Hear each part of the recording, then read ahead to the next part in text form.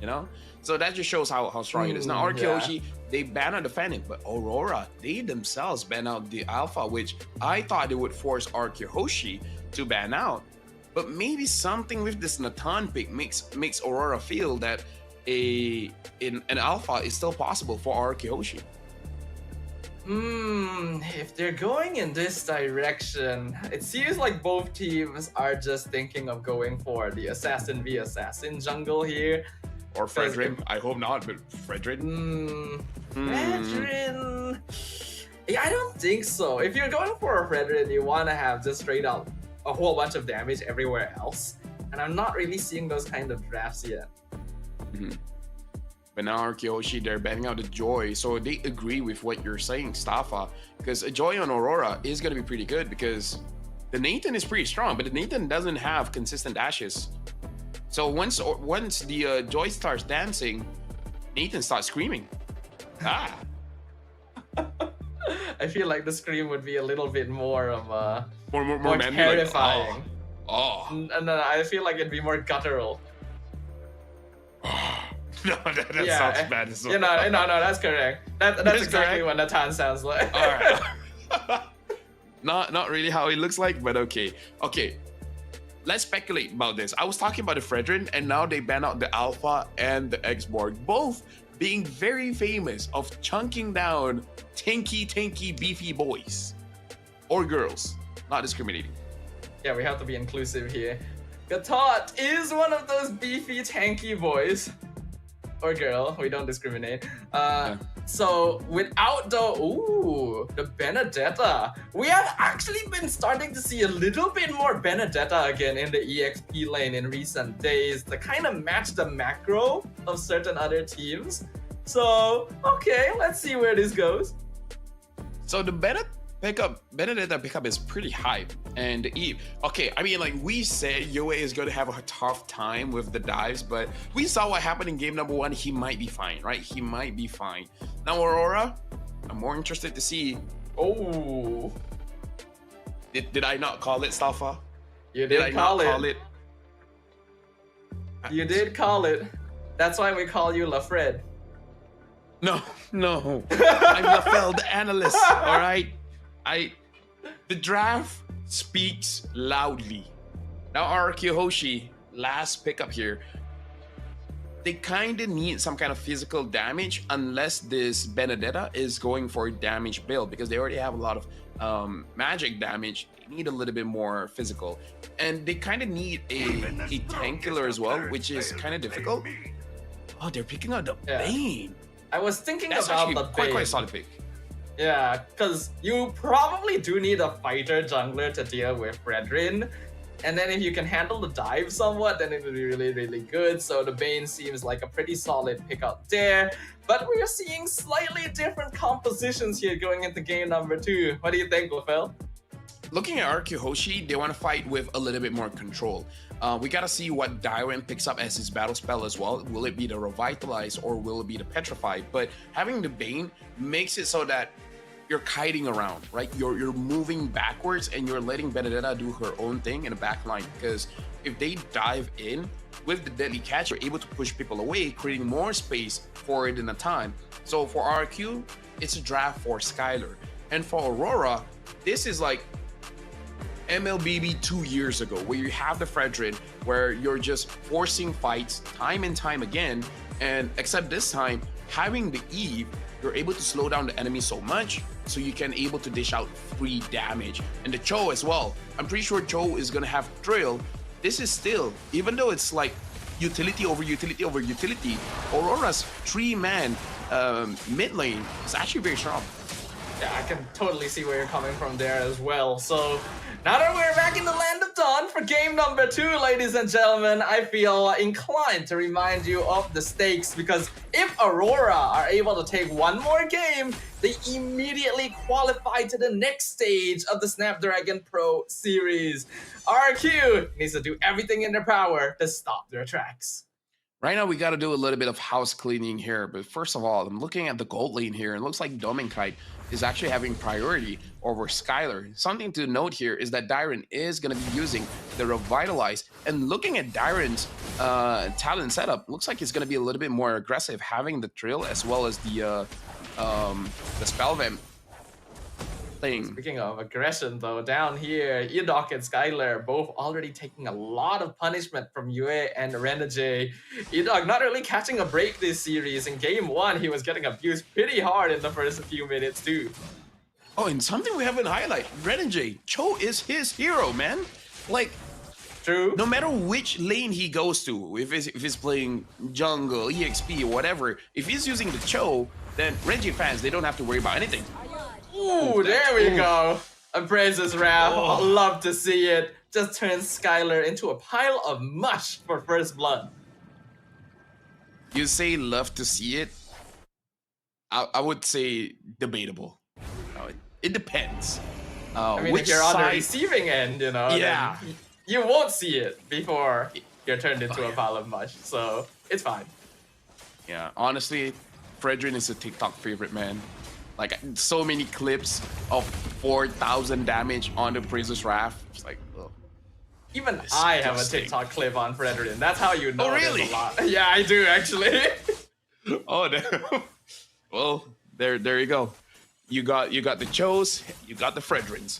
So now with Rrq Hoshi, they're still fine because their comp does scale up. So it's okay. Having Skylar die there is kind of not okay. Yeah, Yue continuing his control of the skies from the last round by taking out Skylar himself in the bot lane, despite it being a 2v3. That real world manipulation being able to extend all the way under tier 1. And now we can see why they picked up this hero despite having the face of Valentina. Yeah, Yue now as well. In the previous game, he was basically untouched. Perhaps the same thing can be said about this game because looking at how Renegade is moving around. Oh, now Demon Kite as well. A Deadly Catch able to stop Demon Kite from going forward. Entropy allows Skylar to walk back as well. That means that Aurora cannot continue their pursuit here. So Rrq with some breathing room, but unfortunately they found Rins. Though with the Purify, he is fine. Do you worry if Fredrin comes back to the meta, Staffa?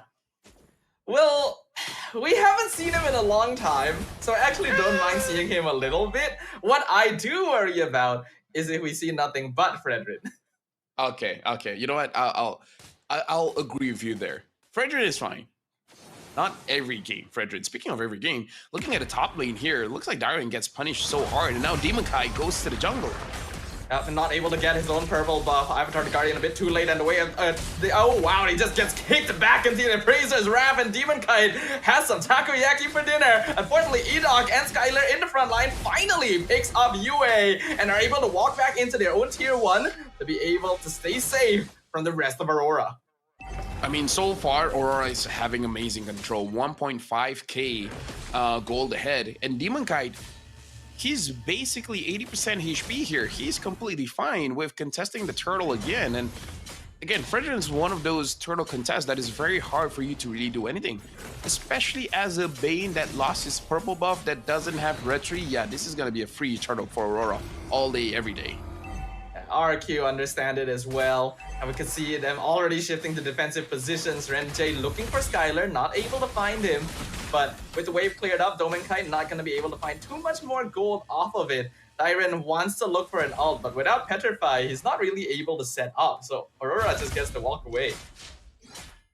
Looking at the gold leaderboard here, both side laners for Aurora is actually doing very, very well. Now, even the jungler, they're shifting between Demon Kite as well as Sutsujin, but really a big difference here. 3.7k for the Moskov, and Skylar is nowhere near.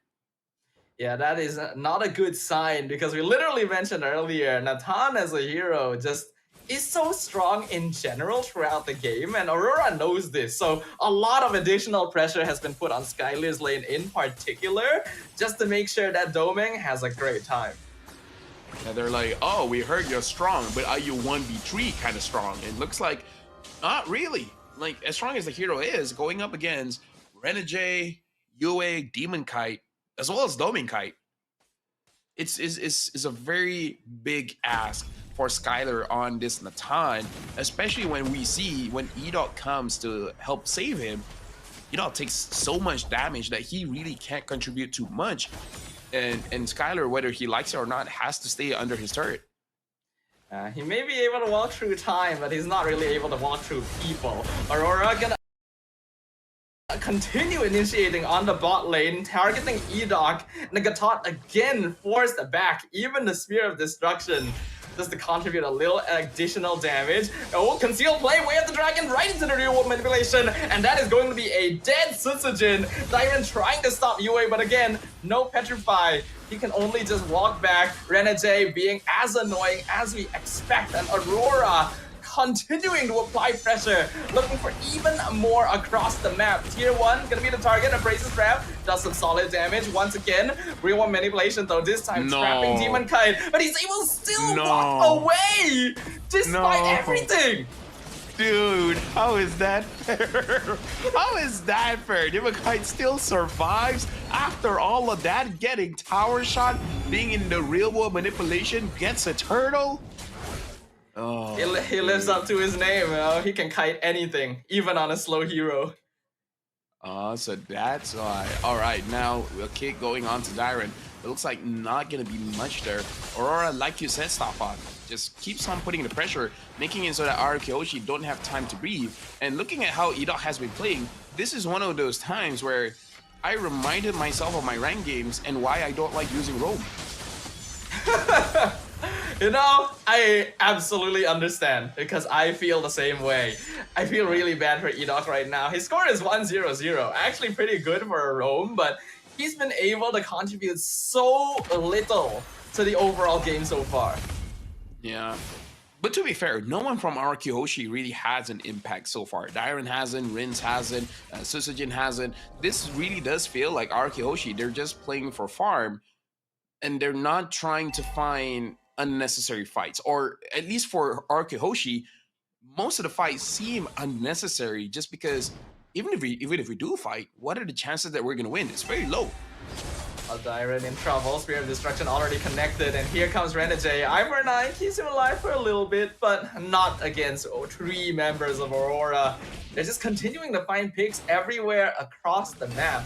And even though it seems like a lot has happened so far, actually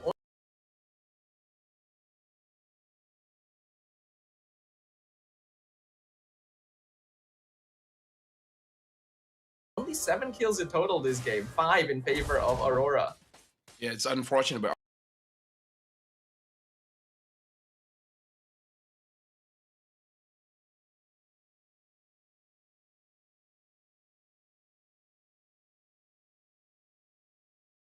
Rrq Hoshi, they need to find an opportunity to get